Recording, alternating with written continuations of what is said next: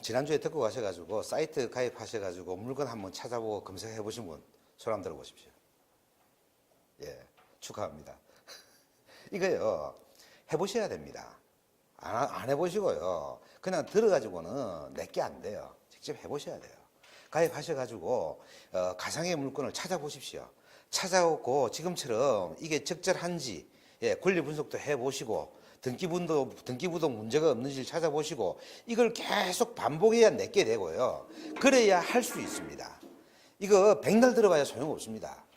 자, 제가 너무 막연해 하시는 것 같아서 좀 더 보물찾기에 대해서 좀 더 구체적인 말씀을 드릴게요.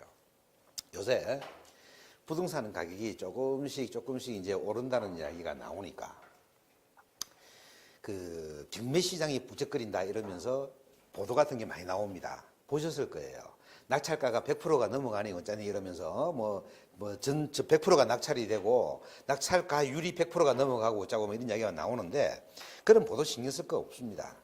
그거 특정 지역의 특정 것만을 가지고 취재를 해가지고 그렇게 이슈화를 시키는 건데 전혀 그렇지 않습니다.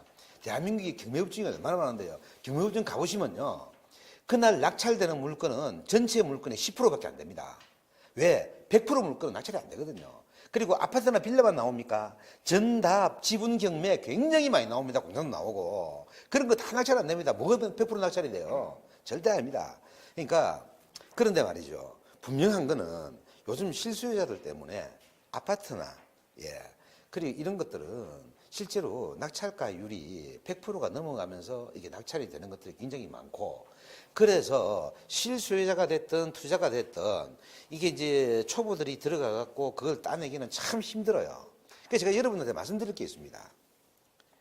자, 한번 생각해 봅시다. 단지 아파트, 우리가 제일 선호하는 25평에서 30평 정도 되는 거 말이죠. 25평에서 35평 정도 되는 거 제일 선호하지 않습니까? 예. 단지 아파트, 예, 경매 모임을 나와가지고 경매를 받을 수 있으면 참 좋겠죠. 근데 현실적으로 불가능합니다. 왜? 다른 사람이 100% 잡아가니까. 이럴 때는요, 다른 쪽으로 눈을 돌리세요. 무슨 이야기냐 그러면요, 25평에서 35평 단지 아파트를 피해서 물건을 찾아보십시오.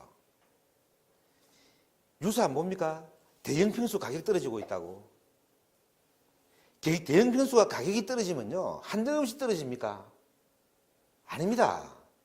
어느 정도 떨어지면 딱 스톱이 돼요. 그 제가 말씀드렸습니다. 주식과 똑같다고. 안 팔면 손해 안 봅니다. 그러니까 대형 아파트 같은 경우는요, 전에 작년에 내가 거기 들어가려다 다른 것 때문에 안 들어갔었는데, 쌍문동에 롯데캐슬 60평짜리 아파트가 최저 경락 가격이 3억 5천까지 떨어졌었어요. 쌍문역 바로 옆이에요. 그게 낙찰이 얼마가 됐었냐 그러면 낙찰이 4억 2천에 낙찰됐어요. 65평짜리 쌍문동 롯데캐슬 4억 2천에 건지면 잘 건진 거 아닌가요? 예. 또 단지 아파트만 말고, 예, 나홀로 아파트 보십시오. 나홀로 아파트가요, 의외로 괜찮은 게 많습니다. 이 우리나라 사람들이 아닙니다. 서울에 있는 분들이 단지 아파트에 대한 선호도가 굉장히 높은데요, 지방에 가면요, 그렇게 선호도 높지 않습니다. 지방에 가면은요, 지방 건설회사 육성 정책 때문에 지방의 중소기업, 그 조그만한 중소건설업체들이 지어난 나홀로 아파트들이 굉장히 많고요. 그래서 물론 지방에도 단지 아파트보다는 가격이 조금 낮은 가격에서 형성이 돼요. 그렇지만 저거 합니다. 서울처럼 그렇게 가격 격차가 심하지 않습니다. 또 조금 불편하시더라도 전철역이 바로 들어오지 않는, 예, 버스를 한번 타고 움직여야 되는 그런 지역들, 예, 이런 지역들은 아무래도 선호도가 떨어지기 때문에 낙찰 가격이 떨어지게 되어 있고, 그래서 순수한 투자 목적이라면 모르겠지만 실소유자 입장에서는요, 맨날 1년마다 올려줘야 되고 2년마다 올려줘야 되고 이사 다니는 것보다는요, 내 집 깔고 앉아가지고 살면서, 예, 오를 때를 기다리는 게 그게 행복 지수가 훨씬 좋습니다. 제가 그렇게 말씀드렸는데 8년 전에 제가 받아가지고 4년 깔고 앉아가 살다가 대한민국 아파트가 다 내려도 그거는 올랐다는 아파트, 그것도 나홀로 아파트였습니다. 또 나홀로 아파트였고 그 아파트 어떻게 된 게 지금도 오르고 있습니다. 그래서 제가 그걸 팔 때 그 아파트 앞에 부동산에서 서로 얼굴을 아니까 제가 아파트 이제 입주자 대표회의 임원이었거든요. 이거 오를 겁니다라고 이야기를 하니까 아유 안 오릅니다. 부동산이 절대 안 오릅니다. 두고 보시라고. 그 팔고 나온 지가 지금 2년 넘었는데 계속 오르고 있어요. 어떻게 된 게. 계속 오르고 있습니다. 그러니까 부동산은요 모르는 겁니다. 이게 부동산은 가격이 없어요. 비싸게 사면 가격이 오르는 거고요. 싸게 팔면은 가격이 내리는 거예요. 그러니까 지금 현재 형성된 것만을 가지고 눈앞의 것만 보고 생각을 하지 마시고 원한다면은요 다른 사람들이 눈을 돌리지 않는 물건을 찾으세요. 그게 보물찾기의 지름길입니다. 자, 우리가 그래가지고 이제 물건을 찾아가고 등기부등본도 권리 분석도 하고 이제 이런다. 그런데 여기에서 알려주지 않는 사이트에서 알려주지 않는 유의사항들이 있어요. 뭐냐면요. 이 아파트에 토지 별도 등기가 있느냐를 유심히 보셔야 합니다. 토지 별도 등기라는 거 제가 설명을 드렸을 겁니다. 아파트라는 거는 토지를 갖다가 취합을 해가지고 건물하고 같이 등기를 하는데 이걸 사들이지를 못해가지고 실제로는 아파트가 깔고 앉아있는 땅인데 나무 명의로 되어 있는 땅이 있습니다. 혹은 다른 사람이 건저당을 잡아놓고 있는 땅이 있습니다. 이런 걸 별도 등기라고 합니다. 그래서 이런 게 사이트에도 나오고 등기부에도 나옵니다. 그 다음에 이 물건이 세입자가 배당을 받는 물건이냐 세입자가 전세금을 날리는 물건이냐도 신경을 써야 합니다. 왜? 전세금 날리면 명도가 힘들어요. 면도를 합니다. 시간이 걸리죠. 그래서 이런 것도 신경을 써야 하고 건축 연수, 토지 지분도 신경을 써야 합니다. 무슨 말이냐면요. 똑같은 아파트, 똑같은 빌라라도요. 토지 지분이 크면은 가격이 많이 나갑니다. 나중에 재개발, 재건축이 들어갔을 때도 이득을 봅니다. 그래서 이게 토지 지분은 이 아파트가 앉아 있는 곳이 주거지역이냐 상업지역이냐 따라 차이가 많이 나요. 또 이게. 그래서 상업지역에 앉아 있는 고층 아파트는 토지 지분이 적습니다. 지은 지 한 20년 된 아파트 이렇게 보면 지하 주차장 없는 지상에만 있는 주차장 있는 아파트 보신 적 있으시죠? 그거 왔답니다. 그거는 토지 지분요. 지금 우리 기존으로 단지 아파트의 한 3~4배가 됩니다. 한번 비교해 보십시오. 그럴 수밖에 없는 게 그때 당시에는 주차장 면적을 확보를 했어야 되니까 그 주차장 면적들이 전부 공유 지분으로 넘어가는 거예요. 그 다음에 건축 요소를 말씀드릴 게 없고 빌라 같은 경우에는 요새는 이게 빌라가 사실은 투자같이 생각 안 하면 살만합니다. 첫째, 관리비가 형편없이 적죠. 공동관리비라는 게 이거 뭐 한 달에 2만 원, 3만 원이면 되는 거예요. 빌라라는 거는. 딱 하나 문제가 뭐냐면 주차장입니다. 그래서 이 빌라를 나중에 전세를 놓고 팔거나 할 때요. 빌라가 주차장이 있는 빌라냐 없는 빌라냐 따라 가지고 이게 가격 차이가 많이 납니다. 인천이나 서울에는 그런 데 잘 없는데 인천이나 부천 같은 데 가면은 한 동네 전체가 빌라로 되어 있는 동네가 있어요. 그런 데 가면은요. 빌라 사이로 사람 하나 기고 다닙니다. 건물과 건물 사이로. 주차할 데 없죠. 사람도 못 걸어 다니는데. 그런 건 아무래도 떨어지죠. 요즘은 필로티 형식이라 해갖고 왜 1층에 주차장 있고 2층부터 건물 있고 있는 거 있죠. 요즘 그런 거 많이 하거든요. 그렇지만 필로티 형식의 빌라도 그 빌라에 있는 세대수의 주차 대수를 100% 커버하지 못합니다. 법적으로, 건축법적으로 60%의 주차 면적을 확보하도록 되어 있거든요. 그러니까 업자들이 딱 그것만 짓죠. 그래서 빌라 같은 경우는 그것도 신경 써야 합니다. 이 아파트와 빌라 같은 경우에는 건축 연수도 신경 써야 되는 게 특히 빌라 10년 이상 된 거 하지 마십시오. 골병듭니다. 이거 맨날 수리하다 볼일 다 보고요. 사람 돕니다 이거. 특히 지을 때 잘 지은 빌라 같으면 되는데 지을 때 잘못 지은 빌라는요. 이거 물 새고 전기 안 들어오고 하수구 막히고 이러면 사람 돌아버립니다 이거. 그 다음에 오피스텔 같은 걸 견학받으실 경우에는 이 오피스텔이 주거용인지 업무용인지를 반드시 구분하셔야 합니다. 왜냐하면 업무용 오피스텔에는요, 양도소득세 부과 대상이 아닙니다.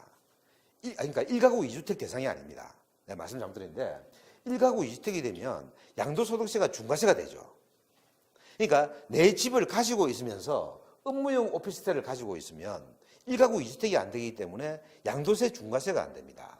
양도세가 어느 정도 과세가 되느냐 하면요, 1가구 2주택이 4년 이내에 팔면은 매매 차익의 48%가 양도소득세입니다.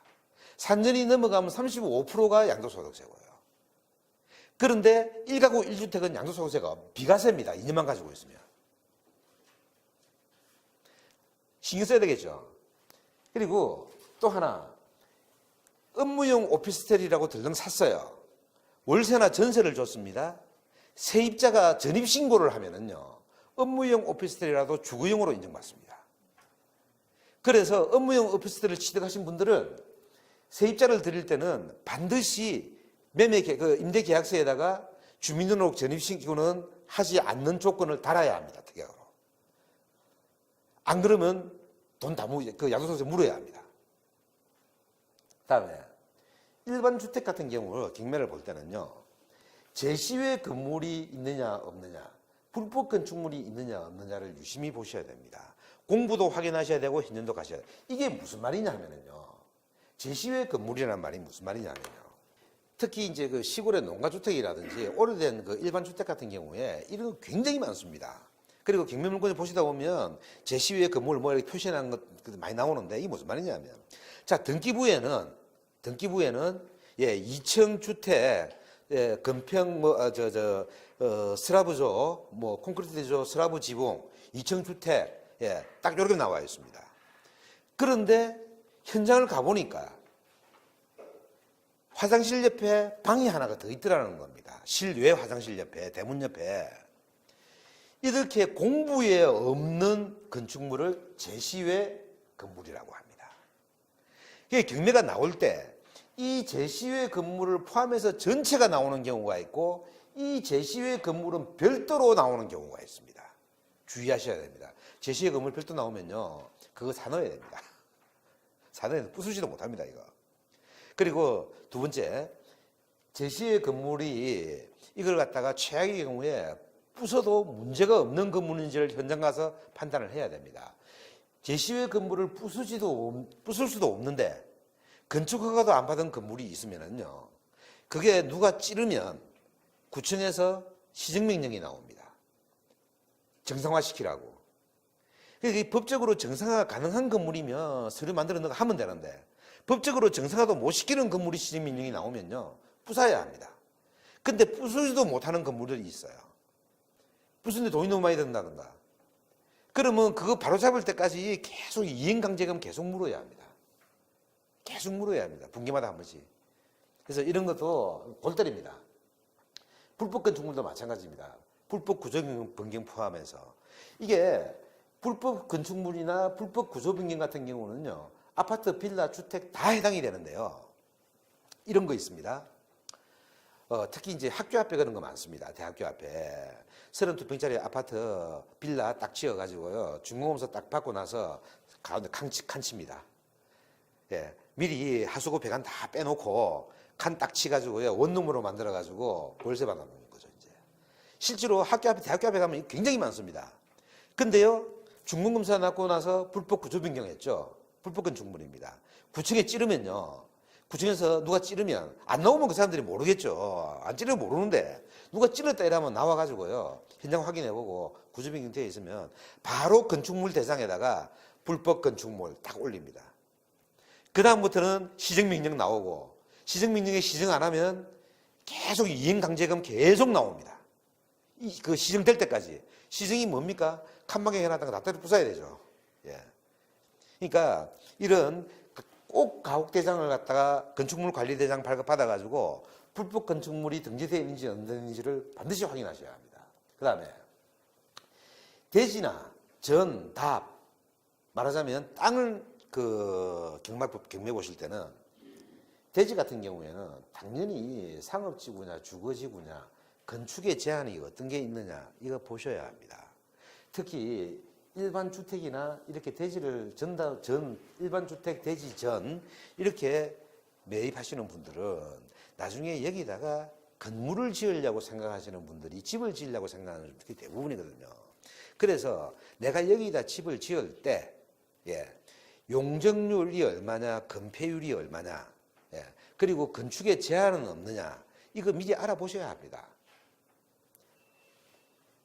건폐율과 용적률이 뭔지는 아시죠? 말하자면 100평의 땅에 바닥 면적이 얼마만큼 올릴 수 있느냐, 그리고 그 바닥 면적에 따라 가지고 몇 층까지 올릴 수 있느냐를 결정짓는 것이 건폐율과 용적률이고요.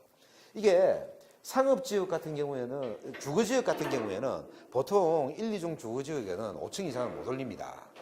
근데 상업지역 같은 경우에는 용적률이 85%가 나오기 때문에 이거 뭐 10층, 20층 올리죠. 굉장히 많은 차이가 나요. 당연히 땅값도 상업지역과 주거지역의 땅값이 하나가 땅 차이입니다. 그리고 이제 건축 제한, 이거는 사실은 법이 굉장히 복잡해요. 법이 이거 뭐 나도 사실은 잘 모릅니다. 이게 뭐 건축법은 기본이고 그 뭐 수도권 특별정비법 주거 환경 개선법 온갖 법이 다 건축을 제한하고 있는데 이거 100% 안다는 건 불가능하고, 딱 하나만 말씀드릴게요. 내가 저를 땅을 갖다 변호받아가 나중에 집을 짓고 싶다. 그걸 목적으로 저를 사고 싶다. 사실 일반 주택이나 이런 땅들은요 싸게 나오는 게 되게 많아요.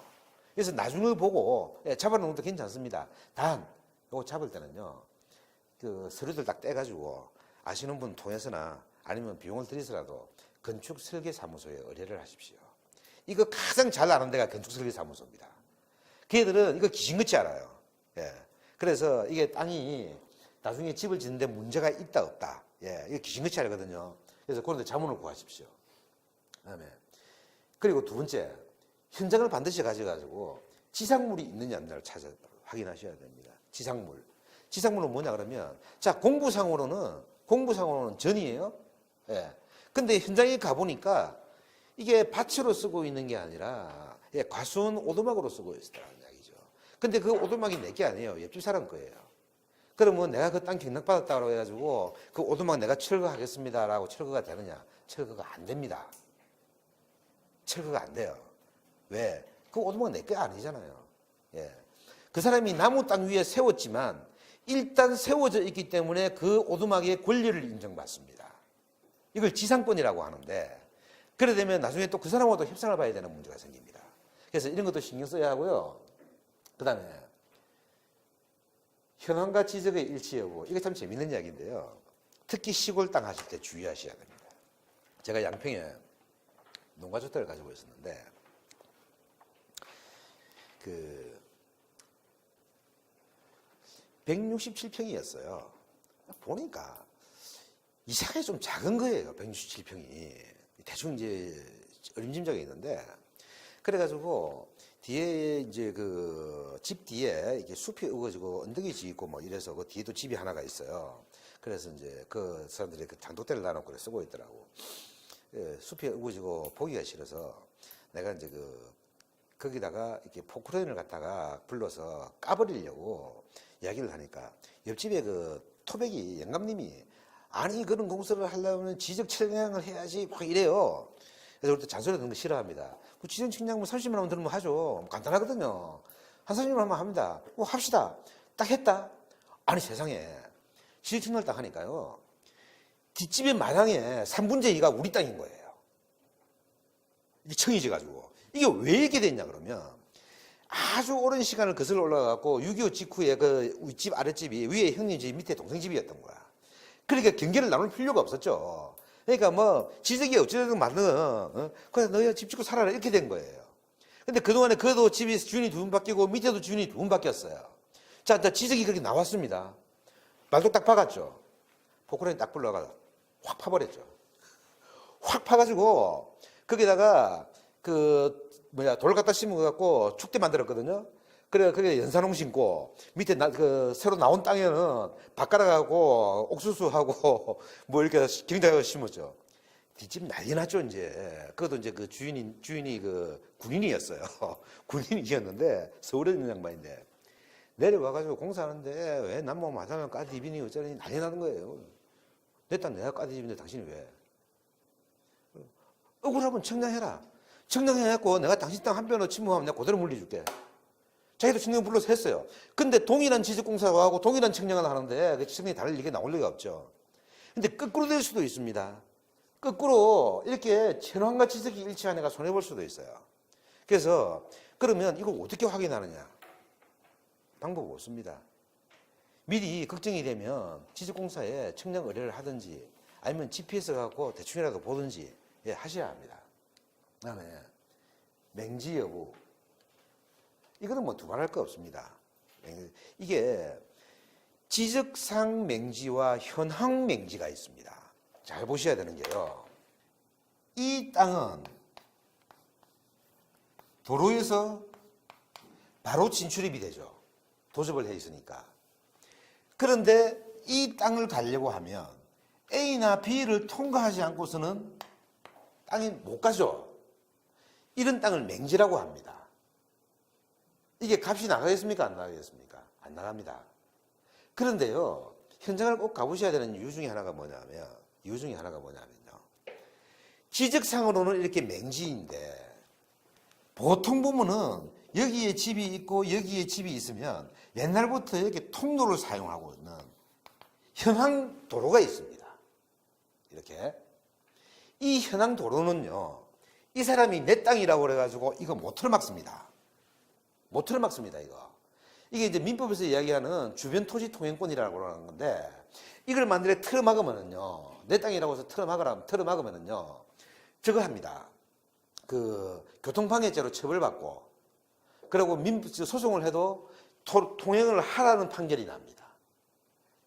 이렇게 맹지라도 현황 도로가 있는 땅은, 사도 됩니다. 단, 이 사람하고 친해 놓을 필요가 있습니다. 시비가 나면 골치 아프거든요. 제가 조금 전에 그 농가주택 말씀드렸죠.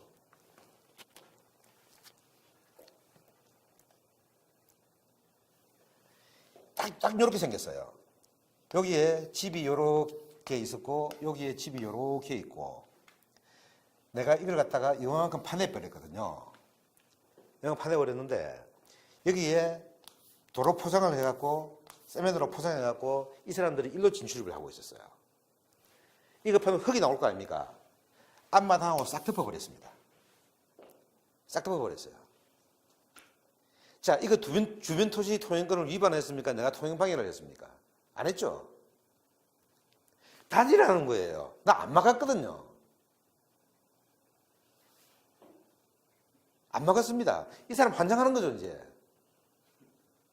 그래서 내가 계속 갖고 있었으면 내가 여기다 나무 심으려고 그랬었어요.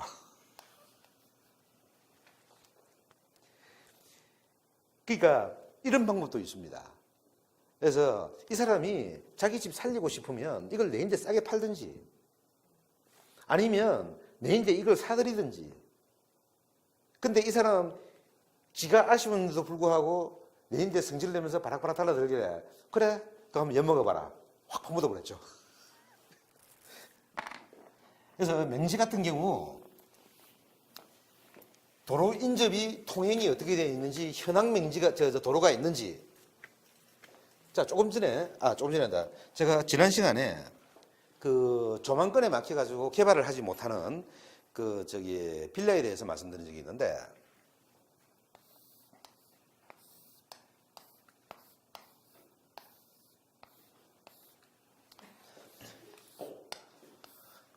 여기 도로예요. 집이고 집입니다. 그런데요, 이 진출입이 이게 소로인데 골목길이란 말이죠. 차가 하나가 일로 들락거리면서 가는데 여기 막다른 골목이에요. 이 사람들의 대지는 이 지분이에요. 그런데 대지의 일부를 도로로 내놓고 쓰는 거예요. 다. 이런 거 굉장히 많습니다.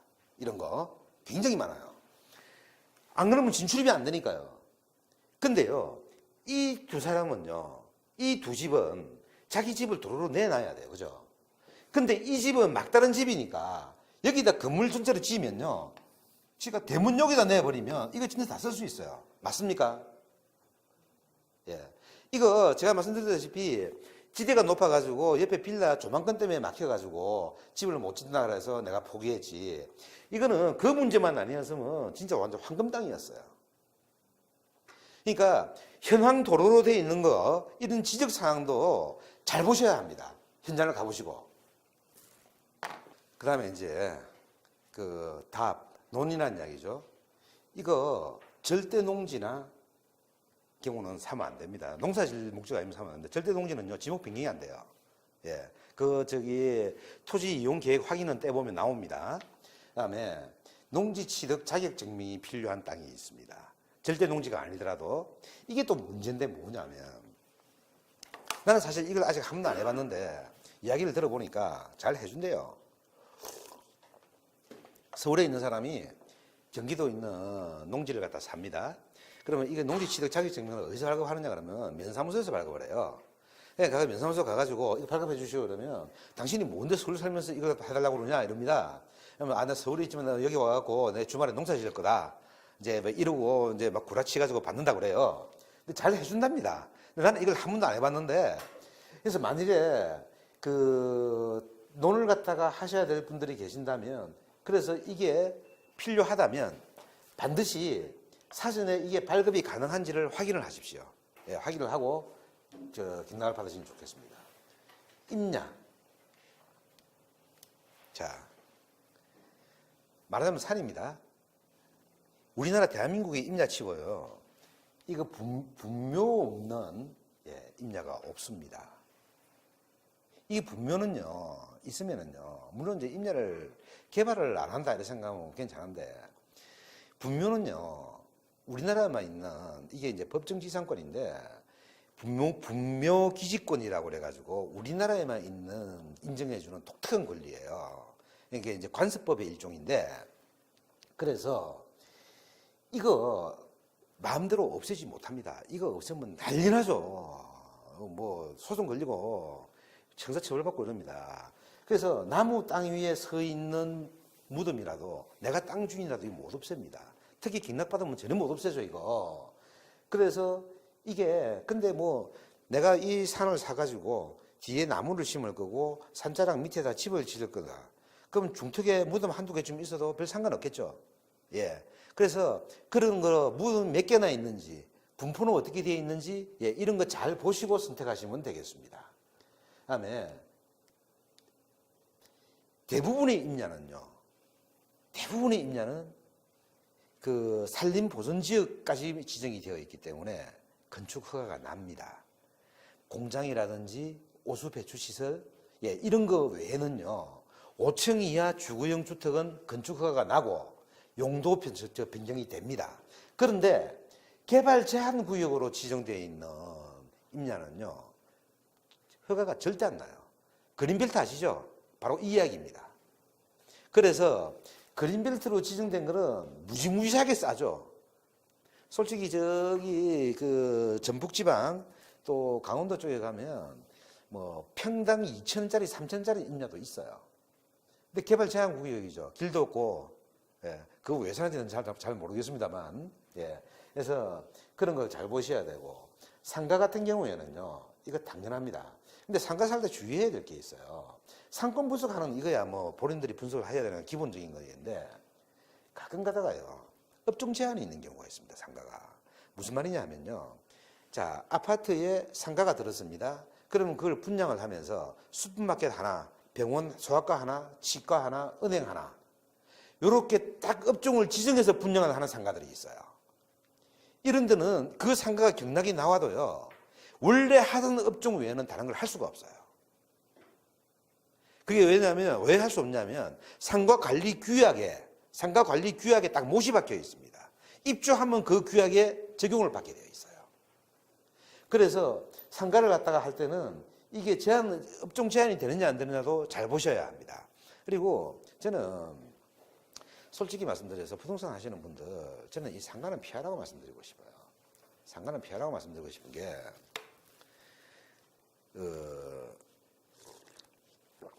제일 골치 아픈 게요. 부동산을 다루는 것 중에서 제일 골치 아픈 게 이 상가예요. 왜 상가가 제일 골치 아프냐 그러면 제가 그 신림 사거리에 그 건물을 갖고 계시는 그 분들 모임에 가입을 해가지고 같이 이제 놀았던 적이 있었는데 그 양반들이 하는 이야기가 하나같이 그래요. 뭐라고 했냐면 자기 자신은 자기 자식들한테는 건물 임대업 절대 안 물려주겠다는 거죠. 근데 이제 일반적인 사무실 건물 임대하는 거하고 전혀 달라요. 그런 그 상가들은 첫째 이 그 유흥업소를 하는 사람들 이런 사람들이 그렇게 양심적이고 점잖지를 못합니다. 예, 장사 안 되면 월세 안 내는 걸 당연히 생각을 하고요. 예, 심지어는 뭐 10개월치 전기요금도 안 내고 수도요금도 안 내가지고 집주인 건물 주인이 제발하고 좀 나가주십시오 하고 싹싹 비려야 되는. 예. 그럼 명도소송하면 되지 않냐 뭐 이런 이야기 많이 하죠. 명도소송 한다 하더라도 명도소송 한다 해도 기본적으로 6개월 걸리고 집행한 데까지 하면은요. 그리고 집행방에 들어가기 시작하면 뭐 1년 그냥 갑니다. 사람 환장하는 거죠. 예. 거기다가 그렇게 명도소송 집행해 놓으면은요 안에 내부 엉망진창 만들면 못 갑니다. 심지어는 어떤 사람들이 있냐면요 방바닥에 그 콘크리트 못 갖고 못을 갖다 막 박는 사람들이 있어요. 그러니까 빼버리죠. 장판 딱 덮어버리면 모른다 아닙니까? 못 박으면은요, 밑에 벽안 다 터지죠, 이제. 그러니까, 함부로 하지도 못합니다. 그래서, 상가가 분양이 안 돼가지고, 임대가 안 나가서 수입이 안 나오는 그런 위험 부담도 당연히 있고, 예, 당연히 있고, 그렇게 임차인이 애를 먹이는 경우도 굉장히 많고, 또 우리나라는 또 독특한 게, 이런 상가 같은 경우는 권리금 제도라는 게 있죠. 그래서 우리가 계약서를 쓸 때 권리금은 인정하지 않는다라고 계약서를 쓰지만 또 사람들이 자기가 장사 안 돼가고 돈을 1억씩 2억씩 돈을 갖다 끌고 나갈 때 본전 생각 나죠. 예. 다른 데 하소연할 데 없으니까 애맨 그 상가 주인만 모가지 붙들고 늘어지는 겁니다. 그래서 저는 가급적이면 정말 자신 있지 않으면 이 상가는 별로 안 권해드리고 싶어요. 자, 제가 너무 막연히 하시는 것 같아서 일단 어떤 물건을 선택을 할 것인가, 예, 조금 말씀을 좀 드렸습니다. 다른 사람들이 많이 돌아보지 않는 물건, 예, 인기가 없는 물건을 보십시오. 제가 말씀드리지만, 단위가 조금 크지만, 그런 거 많죠? 1층에 점포 한 2개 끼고 2층 집 뭐 이런 거, 예. 그런 거 단위가 뭐 뭡니까 강북구나 강서구 쪽에 주택단지 가면 뭐 5억대 6억대 뭐 이렇게 갑니다. 그래서 대출 이빨 받고 하나 사면은요 그 대출 이자가 밑에 저 가게에서 다 빠져요. 가게에서 물론 이제 어떤 위치에 있느냐에 따라서 가게가 나가느냐 안 나가느냐 하는 거죠. 그러니까 지금부터 이제 말씀을 드리는데 어떻게든지 남의 돈을 가지고 내가 살 수 있는 길을 찾으십시오. 제가 지금부터 이제 말씀을 드리는데, 자, 5번 대금 납부 한번 보실까요? 자, 우리가 경매를 들어가가지고 낙찰을 받았습니다. 그래서 낙찰을 딱 받으면은요, 매각 허가 결정에 일주일 딱 걸립니다. 그 다음에 허가 결정이 나면은 납부기일 통지가 옵니다. 그게 보통 15일에 30일이 걸리고, 이 통지가 받아보면은 보통 시한을 2, 30일 줍니다. 그래서 납부를 하면 등기 이전을 하고 명도까지 보통 수개월 동안에 걸립니다. 그러니까 이걸 하루라도 당기려고 그러면 돈이 준비가 되면 바로 납부를 해두는 것이 하루라도 빨리 내게 되는 길입니다. 그래서 근데 이제 문제는 뭐냐 하면 많은 분들이 저한테 그런 이야기를 하세요. 경매도 돈이 있어야 하지. 아니 부동산을 하는데 돈이 없는데 부동산을 어떻게 하냐. 요즘 대출금리 싸지 않습니까? 예, 신용등급에 신용불량자만 아니고 신용등급 3, 4등급 요 정도만 돼도요. 부동산 담보대출 들어가면 예, 시중은행 금리 보통 2.6% 7%대 3% 이하에서 나옵니다. 그럼 3% 같으면 얼마죠? 예, 1억이면은 1억에 3% 얼마입니까? 300만 원이죠. 맞습니까? 예, 그럼 한 달에 얼마죠? 한 달에 25만 원이죠. 예. 그러면 2억 같으면 한 달에 50만 원 됩니까? 예. 남자분들 술 한잔 안 먹으면은 예, 이거 충분히 참습니다.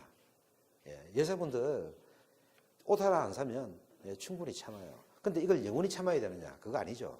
무슨 말이냐 하면요. 자, 보십시오. 내가 3억짜리 뭐 아파트가 됐던 빌라가 됐던 삽니다. 그러면 이걸 갖다가 이빠이 풀로 대출을 받으면은요. 제가 이제 말씀드리겠지만 제1금융에서는 딱 감정가를 갖다가 경락가라고 봅니다. 이거는 1금융이든 2금융이든 감정가를 경락가 기준으로 딱 봅니다. 그래서 모든 걸 갖다가 경락가의 몇 프로로 봅니다.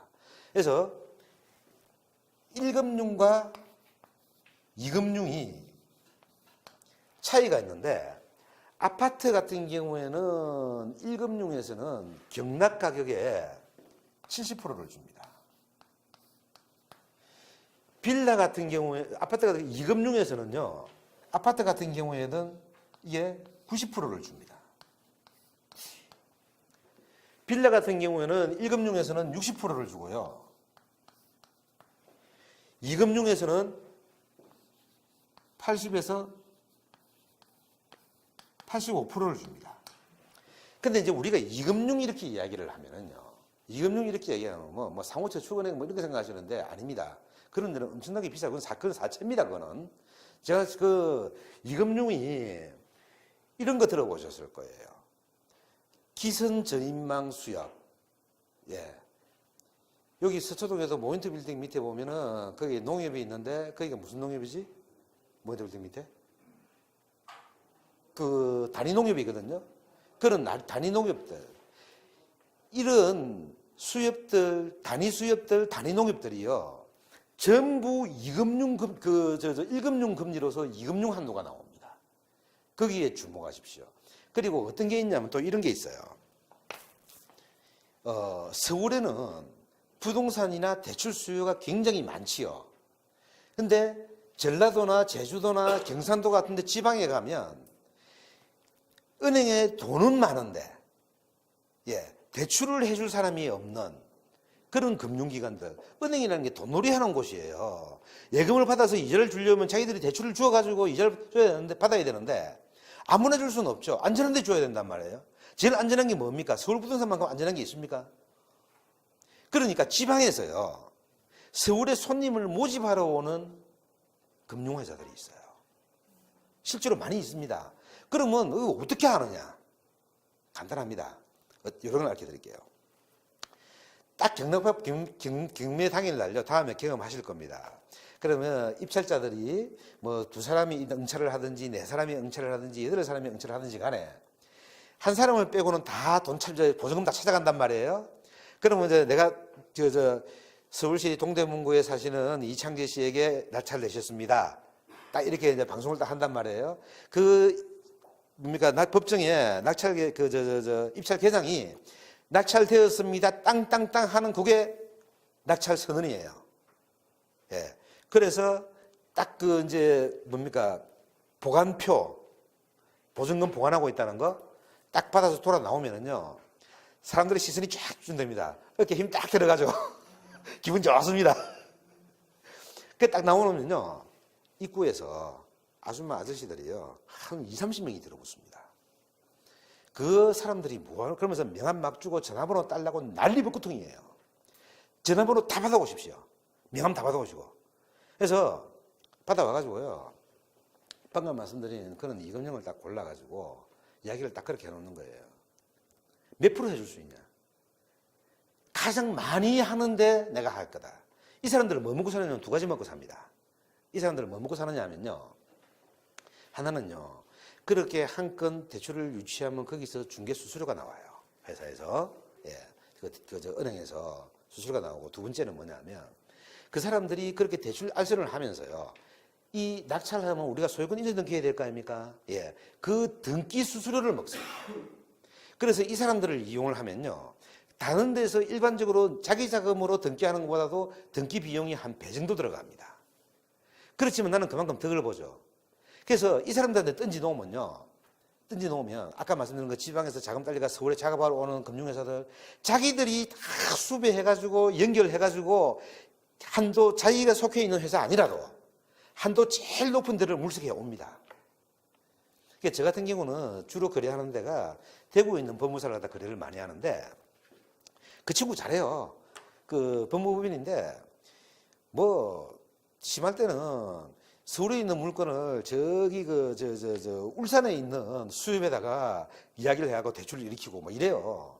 그래서 근데 이걸 절대 무시하면 안 되는 게요. 자, 우리 한번 볼까요? 3억에 아파트를 갖다가 하나 잡았습니다. 그러면은 3927이죠. 2억 7천이죠. 3억짜리 아파트 등기하면 부대비용 한 500 들어갑니다. 그러면 2억 3천만 원만 있으면 해서 3,500만 원만 있으면 3억짜리 아파트 하나 산다는 거예요. 삽니다. 대출 받아가지고. 그래가지고요. 명도 끝나고 나서 전세 내십시오. 전세 내시면 돼요. 그러면 이거 지금 요새 3억짜리 아파트 같으면은 요새 같으면 2억 7천에서 2억 8천에 전세 나갑니다. 그러면 이 3천도 없는데 어떡하냐? 대출 내십시오. 요즘 신용등급만 좋으면 카드론 신용대출 이런 거 쉽게 내지 않습니까? 안 하고 있는 것보다는 하는 게 낫다고 저는 생각을 합니다. 안 하고 하는 것보다. 저도 이렇게 움직이다 보면요, 부동산에 돈이 파묻히기 때문에 돈이 안 돌아갈 때가 있어요. 저도 대출 냅니다. 저렇게 대출 내가지고요, 일단 깔아버리는 거죠. 그리고 매달 갚아 나갑니다. 자, 처음에 이금융에서 시작을 했다, 90%로 시작을 했다가 한 1년 이자 내고 나서 어느 정도 시간이 지나면 1금융에서 잡아주거든요. 그러면 대출 일부 갖고 1금융을 바꾸는 거예요. 그럼 이제 좀 떨어지겠죠. 한 1% 떨어집니다. 그런 식으로 만들어 나가는 거예요. 그러니까 내가 내 손에 아무것도 없다라는 생각을 하지 마시고 할 수 있는 방법이 있다라고 생각하시고 방법을 찾으세요. 찾으면 됩니다. 그 부산에 이게 어떤 분들은 무리하다라는 생각을 하시는 분도 계시는데 이거 무리한 거 아닙니다. 모르는 거예요. 내가 이런 경험이 있습니다. 부산에 한 7, 8년, 5, 6년 전에 됐나. 부산의 부동산이 갑자기 뛴 적이 있습니다. 제가 고향이 부산인데 갑자기 뛴 적이 있었어요. 내가 그 부산 부동산을 왜 눈여겨봤냐 그러면 해운대 그 샌덤시티라는 곳을 갖다 얘기 들어보셨을 거예요. 이걸 평당에 1,500만 원 분양을 하는 거예요. 평당 1,500만 원에 분양을 하면 이게 서울 시세인데 이상하다 싶어서 좀 들이다 보니까 그 지은 지 20년 된 아파트가 평당에 500만 원을 해요. 500만 원이 안 가요. 450만 원 뭐 이래 가요. 그래가지고 이렇게 좀 자세히 좀 지역별로 이렇게 보니까 매가 대비 전세가율이 부산이 그 당시에 90%가 넘어가는 거예요. 1억짜리 경락을 아파트 나오면 전세가 9천만 원 나가요. 그게 서른도피자 그 당시 1억에 경락 받았으니까. 그래가지고 자 받을 때 대출 받아가지고 전세 나와서 대출 끄는 거죠. 4개월만 있으면 끄니까. 근데요, 딱 경락받은 지 4개월 만에 더블로 뛰었어요. 그때 내가 부산 들어간다 그러니까 모든 사람이 말렸거든요. 부산에 있는 친구들, 아는 사람들, 부동산 업자들, 부산에서 내려간 복부인들도 다 철수하는데 부산을 왜 들어가냐. 내가 왜 뛰겠더라고요. 내가 왜 뛴다고 생각을 했나 그러면 매가 대비 전세가율이 90%라는 거는 이건 수요층이 폭발적이라는 소리거든요. 그 다음에 부산에 가면 남선300 단지라는 데가 있는데 거기가 지금 재개발에 들어가가지고 거기가 세대수가 15,000세대예요. 철거를 앞두고 있다고요. 그리고 해운대 신시가지가 개발이 되면 그 사람들이 다 어디로 가냐고요. 다 구시가지로 쫓기 나오는데 그 사람들이 집을 삽니까? 다 전세 구할 건데 이거 터지겠다 싶더라고요. 그래서 들어가고 잡았는데 6개월이 안 돼갖고 배로 뛰었습니다. 자 보세요. 내 돈 얼마 들어갔습니까? 그거 1억 9,800만 원에 경락 받았거든요. 9천만 원 전세 났습니다. 등기 비용까지 해가고 1,300만 들었어요. 이게 1억이 1억을 번 게 아니에요. 1,300만 원이 1억을 번 겁니다. 그러니까 제가 돈이 없다고 포기를 하지 말고 방법을 찾고 만들어서 무리를 하더라도 하시라는 이유가 바로 이 이야기입니다. 안 하고 있으면요. 안 하고 있으면 계속 천장만 쳐다보고 있어야 됩니다. 평생 월세 사고 다녀야 되고요. 네, 방법 없습니다. 여기 월세 사시는 분 아무도 안 계시지만 물론 자기 자금으로 이제 낙찰을 갖다 받아가지고 하면 그런 이제 부대 비용이라든지 시간 같은 거 많이 전략을 할 수 있습니다만 그렇게 돈이 많은 분들은 사실은 뭐 경매를 할 필요가 없죠. 예, 다들 이제 힘드시고 어렵고 조금이라도 전략해보고 이제 그런 방법으로 경매를 찾는 건데 예, 이거 발상 전환을 한번 해보십시오. 발상 전환을 한번 해보십시오. 충분히 가치 있는 이야기입니다. 충분히 가치 있는 이야기고요. 절대 그러니까 내가 지금 들어가서 안 살면요. 그냥 묶어 두는 거예요. 그래가지고 팔고 튀기고 하면요. 내가 지금 집이 다른 집이 없으면 그 집을 사놓으면 1가구 1주택 아닙니까? 예. 2년만 갖고 있으면 불거주 하더라도 양도소득세 비과세입니다. 예. 거주하면 1년 비과세거든요. 담은 1,000만 원을 남기고 되팔더라도요. 2년 뒤에 되팔더라도 가만히 있으면 2년 뒤에 1,000만 원 안 생기잖아요. 맞습니까? 예. 한번 발상을 전환을 한번 해갖고 한번 신경을 한번 써보십시오. 자, 잠시 쉬고 이번에는 명도로 들어가야 되겠습니다.